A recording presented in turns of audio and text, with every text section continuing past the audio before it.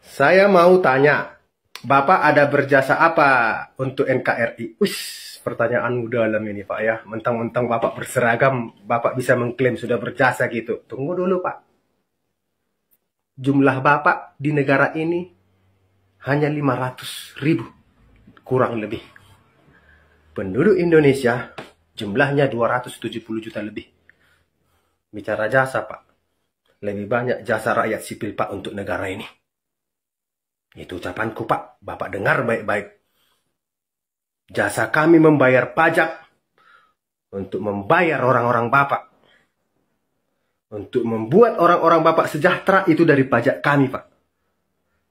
Itu jasa pertama Pak. Dari masyarakat 270 juta lebih penduduk Indonesia. Kami tiap bulan dipungut pajak. Pajak apapun. Itu Pak. Yang kedua jasa kami Pak, tidak membuat onar. Itu sudah jasa Pak. Sudah jasa itu Pak. Jadi berjasa itu tidak harus menenteng senjata. Karena banyak orang menenteng senjata malah jadi arogan. Coba Bapak lihat. Fakta. Siapa yang paling menyakiti negara ini? Pejabat dan aparat. Siapa yang menjadi pengkhianat di negara ini? Pejabat dan oknum aparat. Yang disumpah setia kepada NKRI, yang disumpah bekerja, tapi malah merusak negara ini.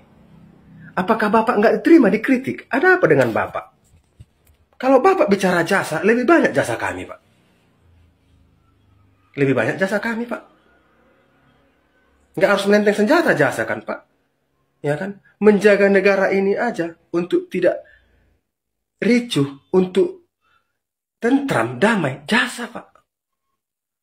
Jasa Pak. 270 juta lebih penduduk Indonesia berjasa untuk negara ini. Berjasa semua Pak. Jangan bilang nggak berjasa Pak. Jangan bilang nggak berjasa. Supir angkot pun Pak berjasa untuk negara ini. Masuk gajinya ke Bapak, ke keluarga Bapak, ke institusi Bapak, ke pejabat-pejabat di negara ini. Supir angkot Pak. Buruh bangunan pun berjasa Pak. TKW pun berjasa Pak. Sangat berjasa. Lebih besar jasa TKW Pak daripada Bapak.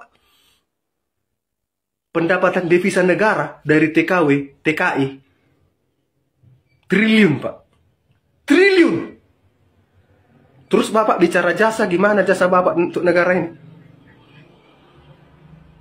Uang keluarnya untuk Bapak semua. Menggaji Bapak. Kami memberikan untuk negara. Negara memberikan untuk Bapak. Uang keluar kan ke Bapak. Kalau bicara jasa ya Pak ya. Jangan tanya jasa kepada kami Pak. Jangan tanya Pak. Halo Pak, Bapak Jenderal Listio.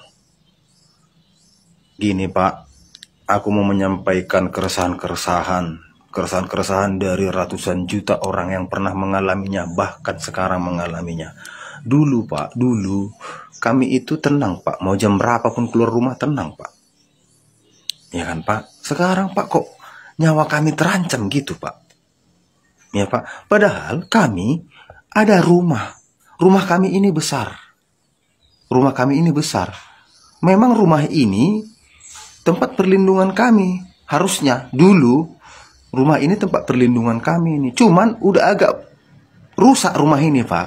Besar rumah ini. Rumah ini bisa muat 270 juta orang. Kita sebutlah rumah ini namanya Polri. Tapi ini pondasinya ada yang rusak, ada yang udah busuk, ada yang udah hancur lah. Pilarnya juga, pintunya juga, kamar mandinya, pagarnya apalagi, ya kan? Baru plafonnya, atapnya banyak yang bocor. Jadi Pak, mungkin Bapak bisa memperbaiki itu kalau memilih orang yang kompeten untuk memperbaiki setiap kerusakan-kerusakan ini. Kan semua kan punya keahlian masing-masing ini Pak. Nggak bisa dong tukang atap memperbaiki listrik, ya kan? Nggak bisa semua itu Pak. Harus punya spesial masing-masing. Jadi Bapak bisa memilih itu dari orang-orang yang terbaik, yang Bapak percaya, bukan yang Bapak senangi. Supaya orang yang 270 juta lebih ini bisa aman tinggal di dalam. Tidak kena hujan, tidak kena panas matahari, tidak kena angin, tidak tidak kedinginan malam, tidak kepanasan, dan semua orang di sini merasa aman di rumah ini. Sementara rumah ini tiap tahun habis triliun untuk membiayai rumah ini. Cuma rumah ini fungsinya nggak aman bagi orang yang tinggal di sana, gitu loh rumah ini. Jadi Bapak bisalah menjadi kepala proyek ya untuk memperbaiki rumah ini.